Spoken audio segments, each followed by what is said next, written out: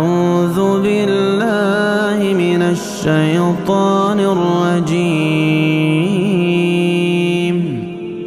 बिस्मिल्लाहिर रहमानिर रहीम।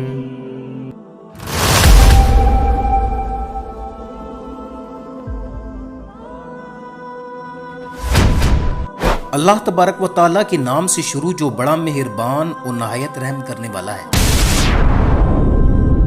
प्यारे दोस्तों, हजरत शुएब अलैहिस्सलाम का इसमें ग्रामी शुएब है। आप अल्लाह तबारक व तआला के बरगुज़ीदा नबी थे। आप अलैहिस्सलाम हजरत इब्राहीम अलैहिस्सलाम की औलाद में से थे। हुस्ने बयान की वजह से आपको खतीबुल अंबिया कहा जाता है।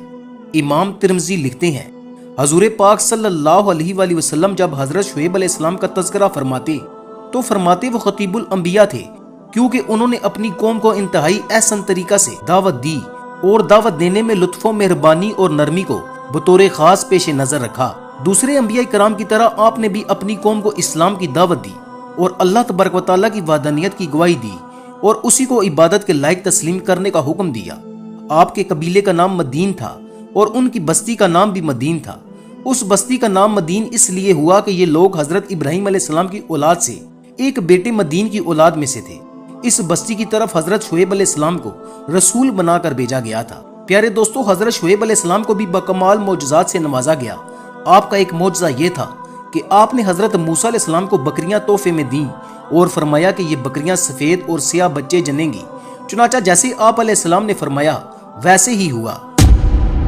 प्यारे दोस्तों, जैसे दीगर अंबिया इकराम की कौम ने सरकशी की और अज़ाब इलाही के हकदार बने, ऐसे ही ये कौम भी अल्लाह तबारक व तआला के नबी की नफरमानी से अल्लाह तबारक व तआला के अजाब में मुब्तला हुई। ये कौम नाप तोल में कमी किया करती और लोगों में अशिया को कम करके फरोख्त करती, जिस पर हजरत शुएब अलैहिस्सलाम ने इनको मना फरमाया और अल्लाह तबारक व तआला से डरने का हुक्म दिया।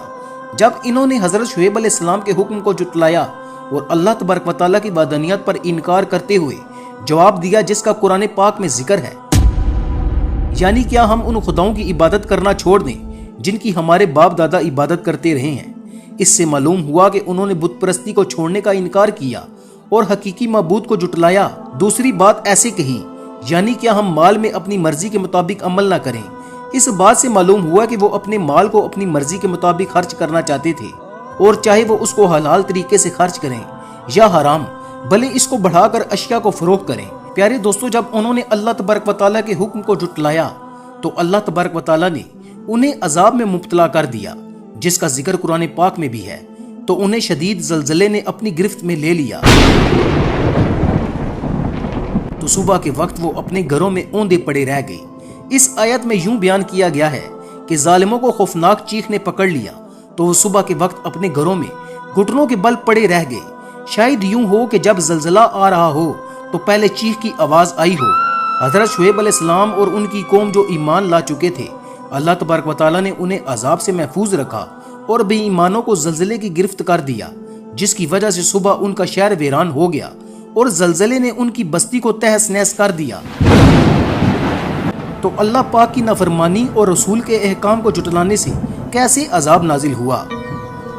अल्लाह तबारक व तआला से दुआ है कि अल्लाह तबारक व तआला हमें अपनी नाफरमानी से बचाए और अपने तमाम अहकाम को पूरा करने की सआदत नसीब फरमाए। दोस्तों, अगर आपको हमारी ये वीडियो अच्छी लगे तो इसे अपने दोस्तों के साथ ज़रूर शेयर कीजिएगा और हमारे चैनल को भी सब्सक्राइब कर लीजिएगा।